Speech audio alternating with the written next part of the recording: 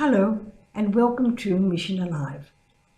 When I first went to Papua New Guinea a long time ago, my father was always very worried that I wouldn't have enough of what I wanted, that I wouldn't have enough food, that I wouldn't have enough warm clothes if it got cold, not that it ever got cold really in the tropics, that I wouldn't have enough shoes to wear.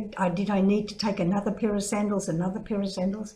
So the first time I went back, I remember when we got to the airport, he went off shopping for something and he came back with a big bag of peaches. And he said to me, "I got these for you." I said, "Dad, but you know I can't take them into Port Moresby. You can't take fruit from one place to another." He said, "Oh, these are special export peaches. You can take them." And I said, No, I'll have to. No. He said, you can eat them on the plane. I only had about 5 hours on the plane in those days, so how could I eat a bag of peaches in 5 hours? So to please him, I took the bag of peaches. Then when I got to Port Moresby, not having eaten even one, I thought I can't leave them on the plane because then some poor cleaner will have to come and get rid of them, so I'll take them. So I took them out to customs and I put them on the counter in customs. And the customs officer looked at them and said, "Sister, what's that?" I said, "It's a bag of peaches. My father gave it to me when I was leaving Sydney." "But sister, you know you can't bring peaches into Papua New Guinea." I said, "Yes, I know," and I tried to explain that to my father, but he insisted. So I had to bring them, but now I'm putting them into customs. "But sister," he said, "you know you can't have them. You know you can't take them into Papua New Guinea." I said, "Yes, I know." He was so upset that he was taking these beautiful peaches from me. And he looked at the bag where it said export product. They were made for export. That didn't matter. Not when you went through customs. So he took them. He took the bag of peaches and he took them out and put them in the bag. Then he came back and he looked at my luggage and he said, "Sister, I'm so sorry.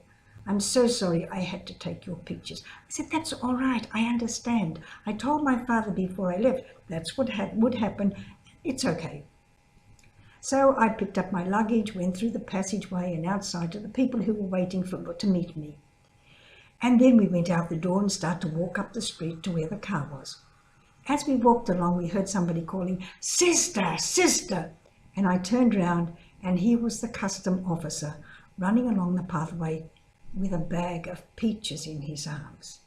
He came up to me very close and he said, "Take your bloomin' peaches and eat them as soon as you get home." So we took our bag of peaches and when we got home, everybody had a lovely export peach. We didn't give anything any time to do any harm. We had those peaches. He couldn't take them. He knew if he took them, somebody else was going to eat them, so maybe it was good for us to eat them. So he gave them back to us. You know, some people are so good. Some people are so thoughtful. So people are so like their Father God. Remember that we are made in the image and likeness of God. We can't help being like God because we are like Him. We are made like God. Just like I can't help being like my Father. I know I do things like my Father. I say things like my Father. I walk like my Father.